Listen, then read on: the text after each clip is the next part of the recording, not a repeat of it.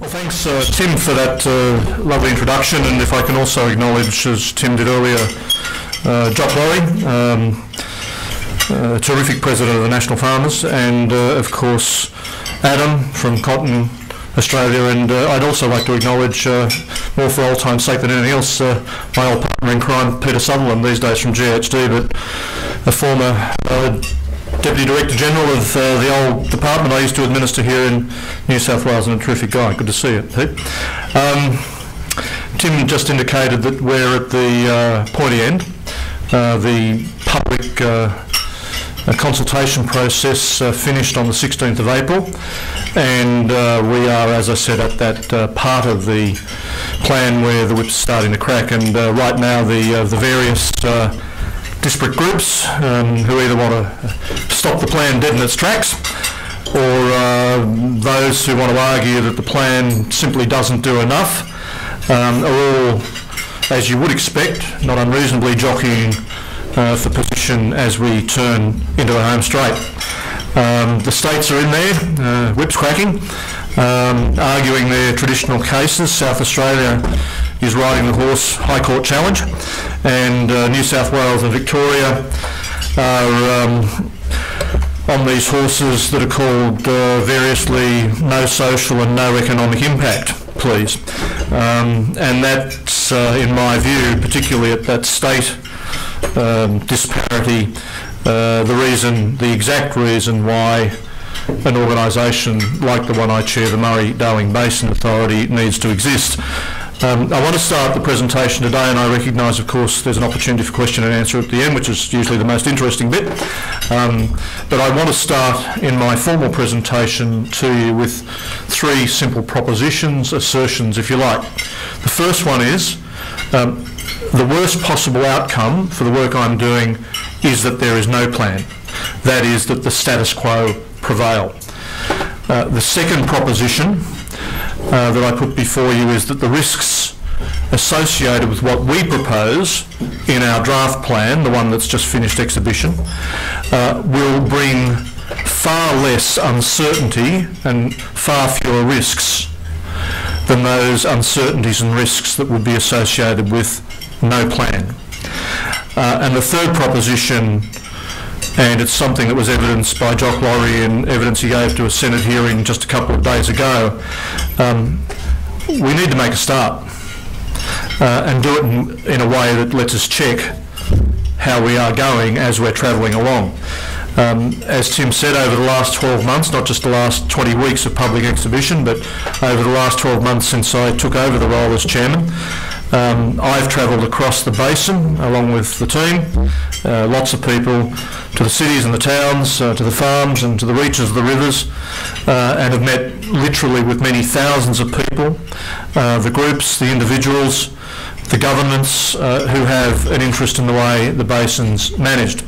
And it won't surprise any of us to learn that the disparity of views that's existed historically, the political tug of war, as I like to describe it, over the basin's water resources between the jurisdictions, all of that remains well and truly entrenched, as it's been for more now than a century, and again, a classic example of why an authority needs to exist, to find some agreement to move forward. We've heard lots of good ideas and we've incorporated them in the work we've done. We've certainly heard the concerns about the anxiety of change and how proposed changes might affect industries and communities. And of course we've heard those arguments, often diametrically opposed, that we either should be doing more or we should be doing less in terms of water recovery. I summarise all that in two words: situation normal. Situation normal. And while we can take on board many of the ideas and the suggestions we've heard, with such disparate views we have to recognise, and I think as an Australian community we have to recognise, that we're never going to meet all of the needs and all of the wishes of every individual, every group and every government. Interest groups and governments are going to continue to fight for what they want. Certainly the experts, the so-called experts, will continue to produce their studies and their arguments to to support and justify their particular views of the world, support their claims. But at the end of the day, I wouldn't have taken the job if I thought this was about satisfying the interest groups or the lobbyists, or even the individual demands of the state and territory governments. As a former New South Wales Water Minister, I can understand how different each state can be. What I think I came into the job to do, and it's the reason I get out of bed every morning, is it's really about trying to find the codex to build a balanced model to manage the basin, to keep it in good health, to make it more resilient for the next, and dare I say, inevitable drought, and to underpin the basin's capacity to continue to produce the food and fibre that it's done so for the last 150 years, as a major contributor to our national wealth, our national circumstance. And to try to achieve that objective, that balanced objective, I have to stress that the task we set about doing was to recognise you had to do that within a context. Let me explain. Mostly for good reasons, overwhelmingly for good reasons, we as Australians have deliberately set about altering the natural state of the Murray Darling Basin. In simple terms, that's exemplified by the fact that we build dams on rivers, we build bridges across them, we build towns on floodplains. The bulk of our food and fibre is grown on floodplains for all the obvious reasons. And to deny that fact is to deny part of our history. And so our plan seeks to recognise those changes. They are real. They form part of what I like to call our national circumstance.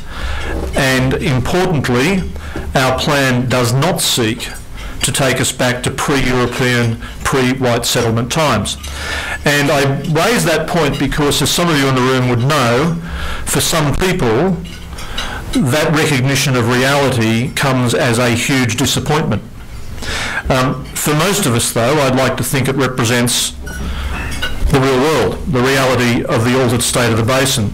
The alterations, as I've said, have created legitimate opportunities for our growth, but also they have created real and indeed legal constraints to how water is managed in the Murray Darling Basin.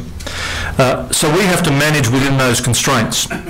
We also have to recognise that constraints can change, and that there are many, many ways of managing water within the system. And it's why we argue as part of our plan, very different from the guide, I might stress, that was so roundly criticised when it was first released over a year ago now. We argue the need for what I like to call an adaptive management approach. That is, the ability to apply new knowledge over time and be willing to change as information and evidence might suggest. A fairly common sense proposition, I would have thought, but still it does disappoint some people when you talk about the need to bring evidence and information and a willingness to change over time when you're talking about natural management systems. And it's also why, in adopting that approach, we at the authority reject outright the simplistic notion that the plan for the Murray Darling Basin should be just about a volume of water. Can I just assure you, for those who are dipped into the world of water, if the task I was asked to oversee was just about coming up with a magic figure of a volume of water to fix the system, be it 4,000 gigalitres, as some people want, or our proposition, a starting point of 2,750, or 2,000 gigalitres, or any other number you might want to pick.